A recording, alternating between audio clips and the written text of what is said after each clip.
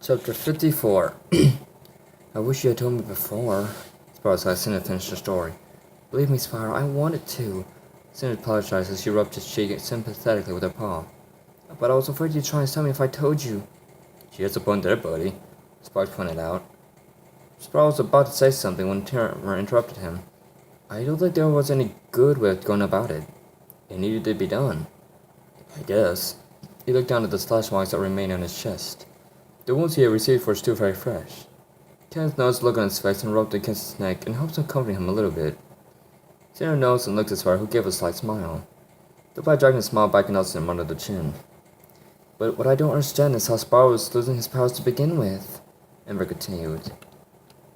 I think it has something to do with that crystal shell Malfoy used on Spyro back when he attacked Dragon City, Cinder pointed out loud. From what I've heard from the wolves, anyone who comes in contact with these crystals gets possessed by the Dark Master. So we have to find out these things and destroy them? Flynn an exhausted sigh. That's the good news. Cinder shook her head. You remember all those black dragons that went missing from the Eastern City? The other guys nodded. Malfoy has possessed our minds as well. So that will save us the trouble of having to search out the crystals. How do you know? Trimmer raised her brow suspiciously. Because Malfoy is building an army. Kenneth piped up. Every head turned to Ice Dragoness. Think about it. He recruits the wolves as his new foot soldiers. The attack on the Dragon City was to gain the power of the black dragons on the side, because obviously Malfoy doesn't want to rely on the wolves too heavily. But the wolves just seem to be getting stronger, Emma pointed out. Yeah, Trimmer nodded. I've got the wounds to prove it. Anyways, Candace continued, Malfoy must be planning something big. He needs Spyro's powers to do it. But he knows since Spyro is a purple dragon that he's going to need immense amounts of power to bring Spyro down. He's not going to waste his time on small fish. He's going to go for what he wants. So what do we do now? Trimmer cracked his neck. It was something he did whenever he was restless. We stop Malfoy before he has a chance to drain Spyro of his powers. Cinder stepped forward with a determined fire burning in her eyes. Spyro's powers still plenty by the day. There's nothing we can do about that. But if we can keep him from seeing what's up with Spyro's powers, then we won't have to worry about him regaining his true power. The guys all nodded in agreement. The plan made sense to them, but Spyro wasn't fully convinced. Cinder, this plan sounds all well and good. But what do we do when Spyro's powers are gone? Hope the Malfoy loses interest in him and decides to take a vacation? I don't think it's going to take that very lightly. Sparks, I'm far from helpless. Spyro pointed out before anyone could say anything. Even if I can't use my elements, I still have the power of convexity on my side. Yeah, Flame nodded. I can help you out too. Flame? Spyro raised a skeptical brow. The firebreather seemed rather energetic all of a sudden. I mean it, Flame continued. We all have our own special abilities. There's no way that Malfoy could stand up against all of us at once. You guys, Spyro smiled. He began to feel warmth from deep inside. He felt stronger and sure of himself. Thank you. For everything. Hey, what are friends for? Trimmer laughed. Shush, Kenneth hissed. What? Trimmer was about to protest when Kenneth stopped the power of his muzzle. Listen. The dragons froze, but only heard the sound of the fire popping beside them. I don't hear. Tremor started again and Kenneth slapped both paws over his mouth. She bit the cloud of ice over the fire and put it out. The dragons listened in the darkness for a moment. Then a low rumble could be heard in the distance. I hear it, Ember whispered. What is it? Flame asked, his tail twitching in anticipation. There was another loud boom, and the dragons all looked at one another. It sounds like thunder, Kenneth said as she recognized the sound. Wait, thunder? So I looked at Flame. The other guys caught on to what they were thinking. Stella! The black dragons swarmed over the gliding garden in a flurry of wings and hisses. Stella shot low over the ground in hopes of gaining speed and distance in her dive. She had been flying as fast as she could for nearly 3.5 hours. Her muscles ached and her lungs burned from the constant exertion. She had outflown the black dragons for nearly 60 miles, but they had caught up to her. Their nerves made them look like a dark cloud of locusts against the night sky, with dark eyes and teeth shining in the moonlight. Stella banked to the side as another black dragon dove at her, slashing with its paws. The dragons gave a quick cough, striking the dragon with a bolt of lightning. The dragon fell towards the ground, but was able to regain its composure just before colliding with the treetops. Damn it, Stella cursed herself. Either they're tougher than I thought, or I'm growing weaker. Or getting weaker. She beat her wings faster, ignoring the burning pain that coursed through her muscles. Another dragon dove at her and breathed a cloud of black fire. Sarah screamed as she took a direct hit on the left shoulder. The dragon left as she began to fall. As she plunged towards the treetops, she turned around and released a chain of lightning bolts up by the dragons. Several managed to dodge them, but others only succeeded in bumping the dragons around them, causing more dragons to get electrocuted. Sarah cried out as she spread her wings again. The wind cooled the burn as she whistled by above the treetops. The dragons charged her. Sarah banged her upward and rolled, spraying them over and over with light charges. The dragons shrieked and shrank back, allowing the dragons to press onward. Several of them unleashed a shower of dark lightning all around her. Sarah banked and pitched between the bolts, just narrowly missing them. Ahead, Sarah could see lights rising up from the forest. 2 purple, 2 red, 1 blue, 1 green. The other guys were coming to her rescue. In a less desperate attempt to push back her attackers, Stella climbed higher into the night sky. The dragons clawed and slashed her tail as she passed them and followed after her, ignoring the other guardians coming to aid her. At the peak of her climb, Stella let out a roar and lightning burst from her body. The lightning manifested itself once again, and Stella dove towards the other guardians.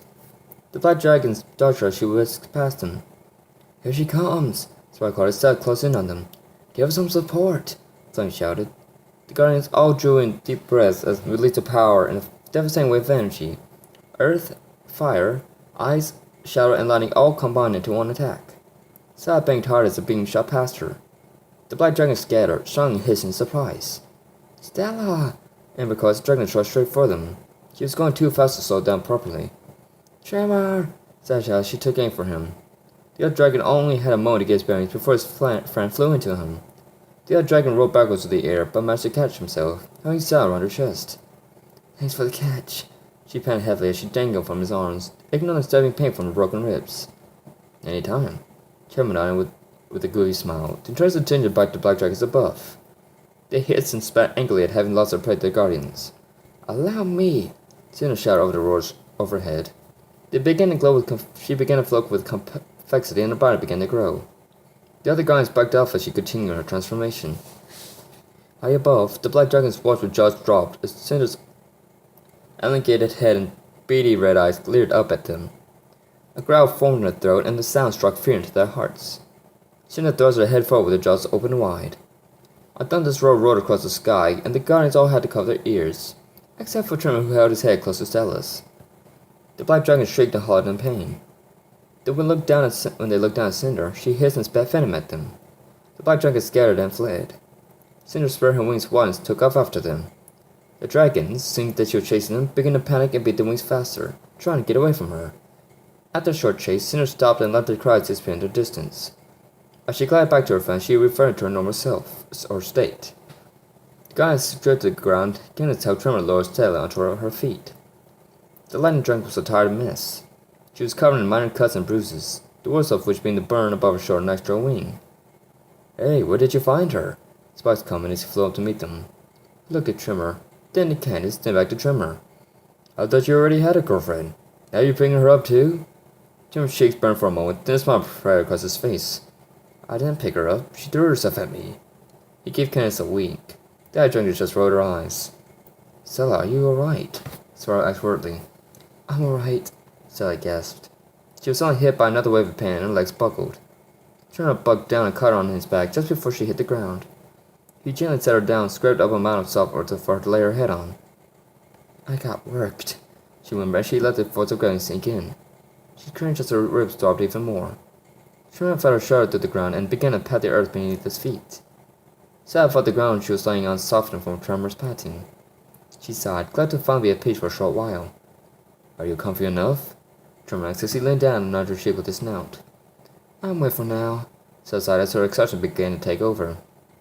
"Well, if you need anything, just ask." "Thank you," Stella whispered as she began to drift off to sleep. Tremor sighed and stepped back beside Candace. The other dragon glanced at him sideline for a moment, then turned attention back to her friend. Emperor walked over and rested a paw on Stella's side.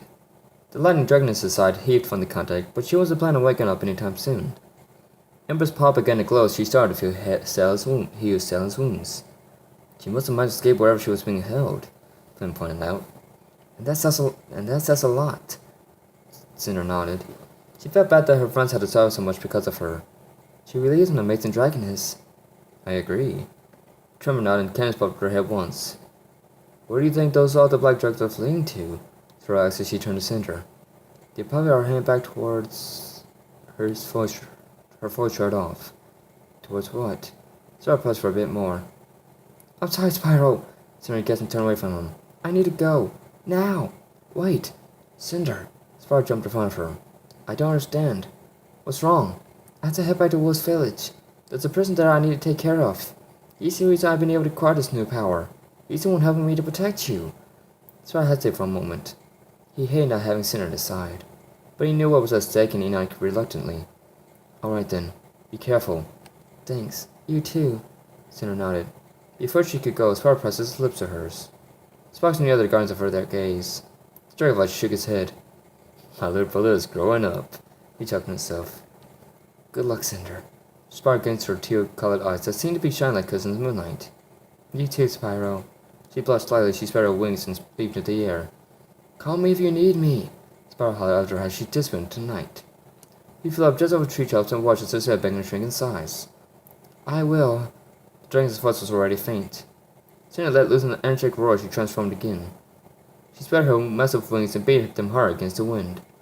She would have to move fast if she was to get to the village and free Exile before any of the other wolves began to catch on. I just hope there's enough time, she whispered to herself.